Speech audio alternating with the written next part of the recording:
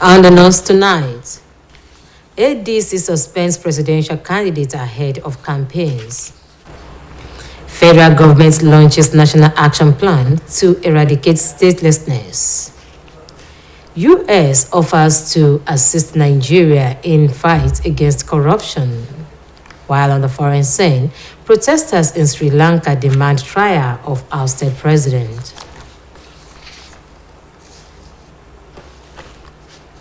Good evening, and we're glad to have you join us on the major reports. I am Olubomi Ajiboye Agbuola. The African Democratic Congress has suspended its 2023 presidential candidate Dumebi Kachukwu for alleged anti-party activities. The party announced Kachukwu's suspension in a statement by its deputy national chairman on politics, Bamidele Ajadi. The statement accused the flag bearer of making defamatory statements in a video that contravened ADC values and other anti-party activities.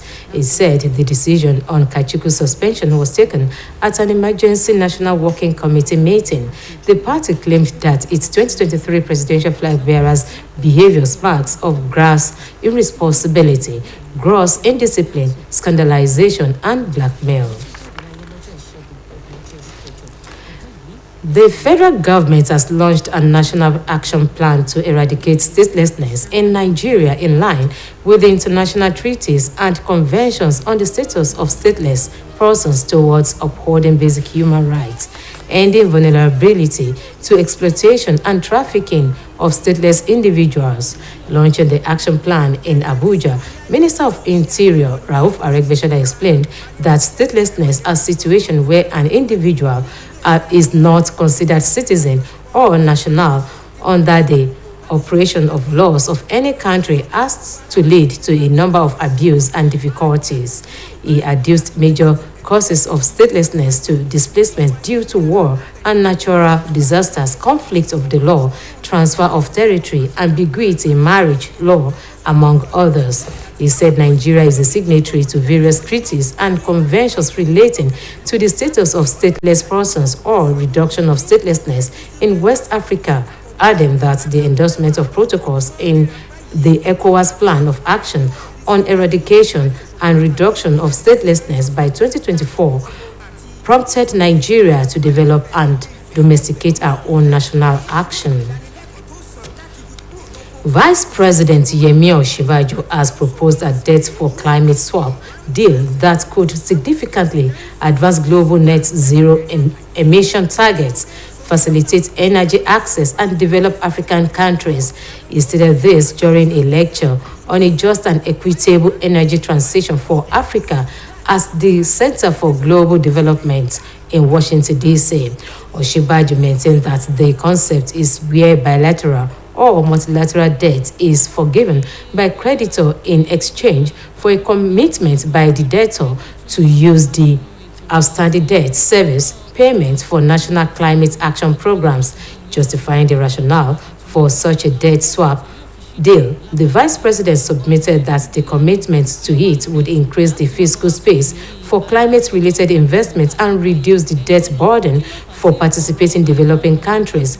According to him, there is a need to take a comprehensive approach in working gently towards common goals, including the market and environmental opportunities presented by the financing of clean energy assets in growing energy markets. He encouraged developed countries to support Africa to develop into a global supplier of carbon credits, ranging from biodiversity to energy-based credits, which will be a leap forward in aligning carbon pricing and related policy around achieving a just transition. Nigerians have expressed reservations on the rising debt profile with persistent borrowing by the federal government. Those who spoke in separate interviews with OSBC News on the country's debt portfolio that currently stands at 41.6 trillion naira decried what they described as dangerous for the future of Nigeria. Omotayo Adebode completes the story. To relieve during Olusegun Obasanjo-led administration, successive governments have continued on the borrowing spree. The federal government's component of the public debt surging 658% of the 26.9 trillion naira in the last 21 years. This has raised concerns among Nigerians on the debt sustainability of the country amid dwindling revenue to meet the debt obligation to creditors. So far, experts have it on record that President Muhammadu Buhari's administration is the country's biggest borrower, increasing public debt by more than 173%. Next to the Buhari government is the Yaradua Jonathan's administration with a 155% surge in borrowing. The fiscal responsibility law provides a limit of 3% debt threshold for sustainability, but the president can exceed the ceiling if there is a clear and present threat to national security or sovereignty of Nigeria. Also, Nigeria's borrowing limit as a percent of GDP stood at 34.8% in 2020, well above the present for this year. Earlier this year, the Federal Executive Council (FEC) had strategically raised the borrowing limit to 40% and in its medium-term debt management strategy for Nigeria for the period of 2020 to 2023. While Nigeria's debt to GDP is lower than those of its peer, its debt to revenue is too low to sustain the country. Of every 100 naira government makes in revenue, 97 naira now goes to debt servicing. In the last 4 administrations, only Obasanjo's team reduced public debt. His government recorded a 32% decline in the London Club Agreement. Data from the DMO showed that federal government borrowing climbed from 3.53 trillion naira in 1999 to 26.9 trillion naira as at the end of March 2021. Debt has grown, and that has come really from the annual budget. Okay, so there are 3 levels where those borrowings have increased. We've been running deficit budget for many, many years. Okay, so each time you approve a budget with a deficit, by the time we raise that money, because when you approve it, you're giving us a mandate to borrow, authority to borrow, it will reflect in the debt stock. Okay, so debt stock will increase. Also remember that the states are also borrowing, so we add their own to it. They have laws also governing their borrowings. So the second leg to that really is debt stock increases, so does debt service. Okay, so the clear message is go through the budget. We've been borrowing, having deficit budgets for many years and have been borrowing. Revenue can't grow at very low rates of 2% or 3%. It has to grow significantly to be able to ensure that we can service our debt and still have funds for capital projects, for other overheads and important activities. This represents a 658% increase in 21 years, comprising of administration of Olusegun Obasanjo, Umar Musa Yar'Adua, Goodluck Jonathan, and the current Muhammadu Buhari. While one cannot declare Nigeria's debt burden as completely unsafe, it is unclear that it should not continue to rise at the rate at which it is rising without a positive counterbalance on the 3 variables that is consistent. Policies to increase the country's revenue generation and diversify its revenue stream are critical now, as it will ease the pressure on oil revenue and enhance the country's overall development. Omotayo Adebodun, OSBC News.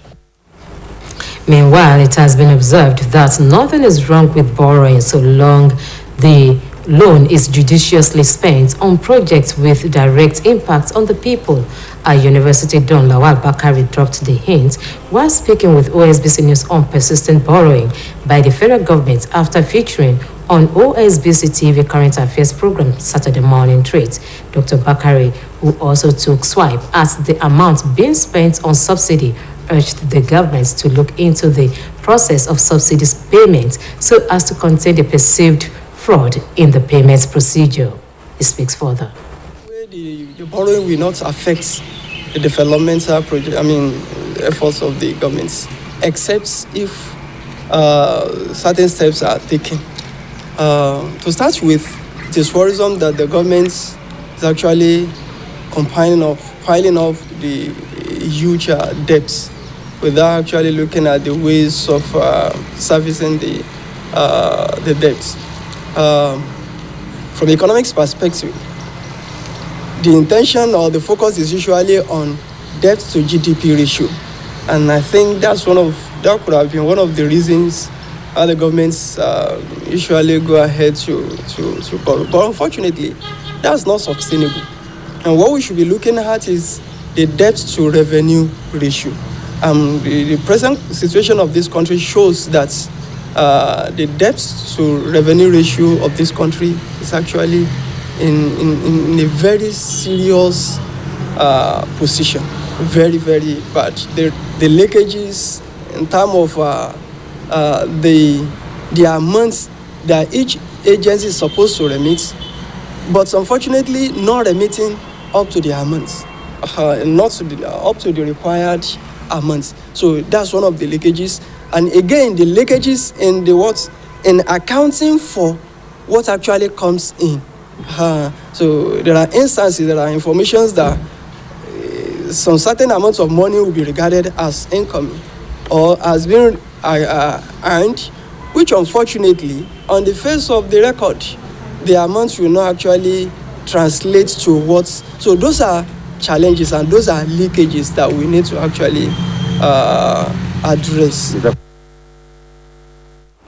The government of the United States says it is interested in the fight against corruption in foreign countries, including Nigeria, because of its debilitating impact on nations and how it worsens other problems countries deal with. It added that it would continue to promote financial sanctions and visa restrictions on corruption actors. Apart from enabling different forms of criminality, widespread corruption, as it is found in Nigeria, is said to be related to higher levels of poverty, income inequality, and lack of education and health care. Speaking at a press briefing recently, the newly appointed coordinator on global anti-corruption in the United States, Richard Nephew, described corruption as a core national security issue.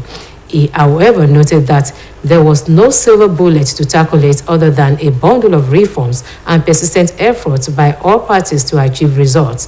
Mr. Nephew explained that since 2010, the Justice Department had filed cases in court to confiscate over $3.4 billion in corruption proceeds and had successfully confiscated over $1.7 billion of the assets and returned or assisted the return of over $1.6 billion to the economies from which the money was stolen. The U.S. government had recently signed an agreement with the federal government to release Nigeria $23.4 million as part of the funds looted by a former head of state, late General Sani Abacha. So far, the U.S. had repatriated to Nigeria millions of dollars looted by the late dictator. The Nigerian Communications Commission has attributed poor telecom services to the destruction of telecommunication infrastructure and facilities in the country. The Vice Chairman, NCC, Umar Dambata, said this at the 2022 edition of the Youth Civil Society and Stakeholder Summit held in Abuja, the Federal Capital Territory. Dambata said over 50,000 cases of destruction in telecom infrastructure and facilities had been reported across the country in the past 5 years, adding that the implications of these incidents could be felt in the quality of telecommunication services in Nigeria. He said the increased incidents had continued to affect the quality of experience of consumers and called for concerted efforts by members of the public and security agencies to stem the tide. Dambata, who was represented by the head corporate communication unit, Nena Okoha, said the negative impact of incessant vandalism of telecom equipment have become a major burden on the service providers, while telecom consumers have continued to suffer unwarranted disruptions of their hard-earned services.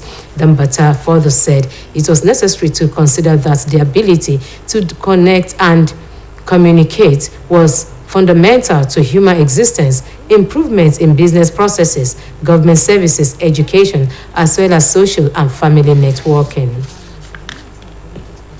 The Nigeria High Commission in Kenya has refuted a report alleging the targeting and killing of Nigerians in the East African country. In a statement issued in Nairobi today, the Commission described the story as a concoction replete with falsehood. The High Commission added that it remained resolute in executing its responsibility and functions with every sense of professionalism and patriotism to Nigeria and to Nigerians.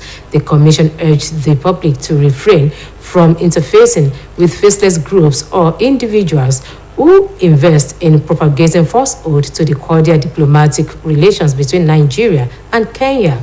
It also urged Nigerians in Kenya to go about their activities within the provisions of the laws of the host country, adding that the Ministry of Foreign Affairs, Abuja, is also regularly updated on the matter.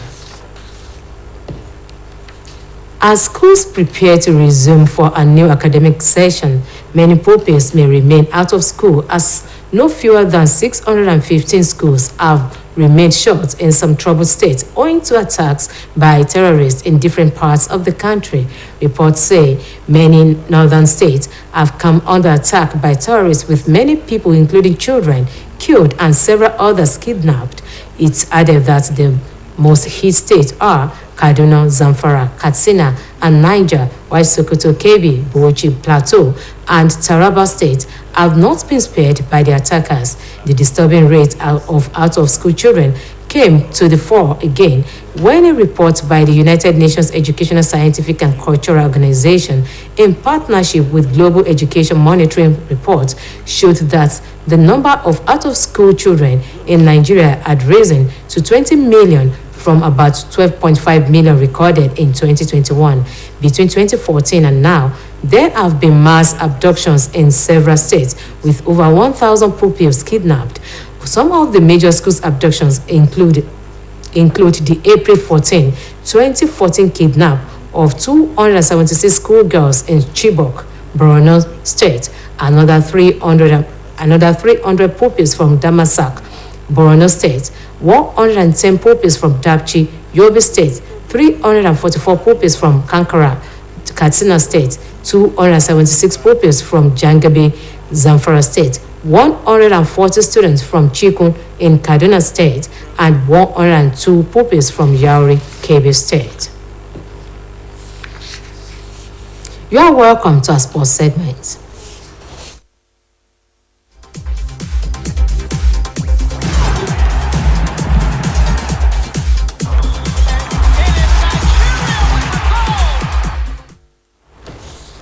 Nigeria stands to be stopped of the women's 400-meter relay golds at the 2022 Commonwealth Games in Birmingham after an unnamed member of the quartet failed a doping test. Omotayo Adebodo has the details of this and more from the world of sport.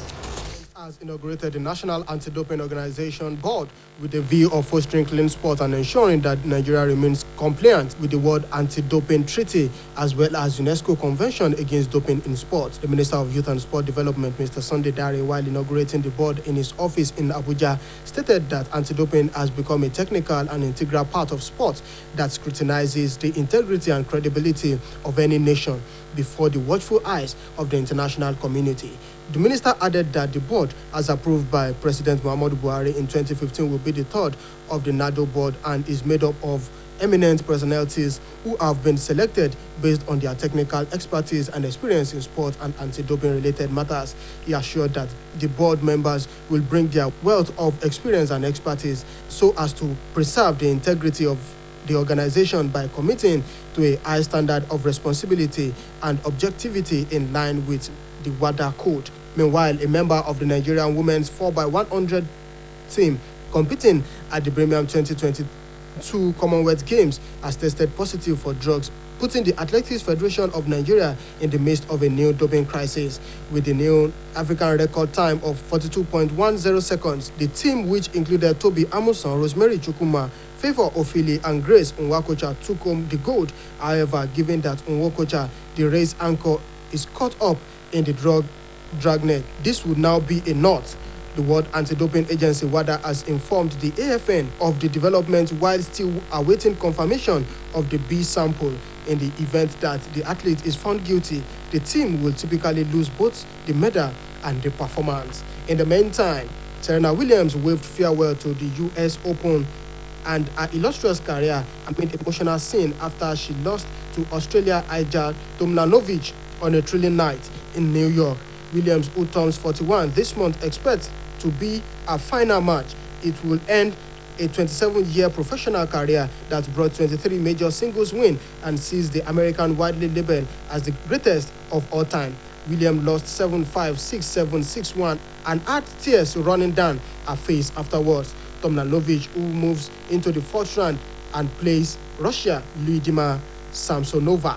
In the men's category, defending champion Daniil Medvedev set up a fourth-round meeting with Australia's Nick Kyrgios with a straightforward 6-4, 6-2, 6-2 victory over Chinese qualifier Wu Jinbei. Medvedev is aiming to become the first player to win consecutive US Open title since Roger Federer's run of 5 between 2004 to 2008. But a defeat by Wimbledon's runner-up Kyrgios in the next round will see Medvedev lose his number one ranking. Both Australian Open and French Open winner Rafael Nadal and rising star Carlos Alcaraz could top the men's ranking after the tournament. Fifth seed Casper Ruud outclassed Tommy Paul across 5 sets to secure his place in the US Open fourth round. Norway's Ruud, who lost the French Open final to Rafael Nadal earlier this year, fought past the American 7-6, 6-7, 7-6, 5-7, 6-0 in 4 hours and 23 minutes. Spain's Pablo Carreno Busta beat Australian Alex de Minaur 6-1, 6-1, 3-6, 7-6, while 13th seed Matteo Berrettini ended Andy Murray's campaign in New York. Omotayo Adebodun, OSBC News. And on the foreign scene, the deposed Sri Lankan President Gotabaya Rajapaksa's arrest and trial are imminent as protesters are demanding that the ex-president should face justice upon his return from self-imposed exile. Details of this and other foreign stories are packaged by Abdul Adebisi. Pascal fled the island nation under military escort in July after a huge crowd stormed his official residence following months of demonstrations sparked by an unprecedented economic crisis. The 73-year-old announced his resignation from Singapore and spent weeks under virtual house arrest at a Bangkok hotel before his return. Leaders of the protest campaign that toppled his government said Rajapaksa, who lost his presidential immunity after leaving office, should now be brought to justice. Eastern India officials said the deaths in Bihar state occurred during Vias weather between Wednesday and Friday this week, with the victims largely being farmers and laborers. Bihar Chief Minister Nitish Kumar expressed his condolences over the deaths and pledged compensation for the families of the victims. According to a tool published by Bihar Disaster Management Authority, 11 people were killed across several parts of the state, in addition to the 13 who died over the preceding 2 days. Al-Shabaab fighters have killed at least 18 civilians and destroyed trucks laden with food aid in an oversight attack in Somalia's central region. The armed group launched the attack in the Iran area in the semi-autonomous state of Hazabib in central Somalia. It was learned that the trucks were transporting food supplies from Baladin city to Mahaz town, and Al-Shabaab fighters set fire on the trucks, which killed most of the people on board. It will be recorded that armed residents chased the attackers from the area last week, but the government did not send troops to help prevent them from returning, but they are determined not to surrender to Al-Shabaab as long as there is soul in them. Russia laid to rest the last leader of the Soviet Union, Mikhail Gorbachev, in the Moscow ceremony, but without fanfare of a state funeral and with the glaring absence of Russia President Vladimir Putin. Gorbachev, the beloved of the West, lived long enough to see other reforms he had championed in Russia undone and was buried without state honors, while Putin said he was too busy to attend. The last Soviet leader has been granted a public funeral, with Moscovites able to view his coffin in the imposing hall of Column within sight of the Kremlin, where previous Soviet leaders have been mourned. President Putin, a long-time KGB intelligence officer who called the Soviet Union's collapse a geographical catastrophe, denied Gorbachev a full state funeral ceremony. In power between 1985 and 1991, Gorbachev sought to transform the Soviet Union with democratic reforms, but many blame him for letting go of the Soviet Empire and with it the country's position as a global power. Gorbachev became a hero in the West, where he was affectionately known as Gobi, for allowing Eastern Europe to shake off more than 4 decades of Soviet communist control. Abdul Adebisi, OSBC News. To end the major reports, here is the recap of some of the top stories. African Democratic Congress has suspended its presidential candidate Dumebe Kachukwu ahead of campaigns. We also told you that the federal government has launched National Action Plan to eradicate statelessness. United States of America has offered to assist Nigeria in the fight against corruption. While on the foreign scene, we brought you a report that protesters in Sri Lanka have demanded the trial of ousted President Gotabaya Rajapaksa upon his return from self-imposed exile. And that ends the major report on OSBC TV. It was edited by Kayode Adebayo. I am Olubumi Ajiboye Agbola. Thanks for being there.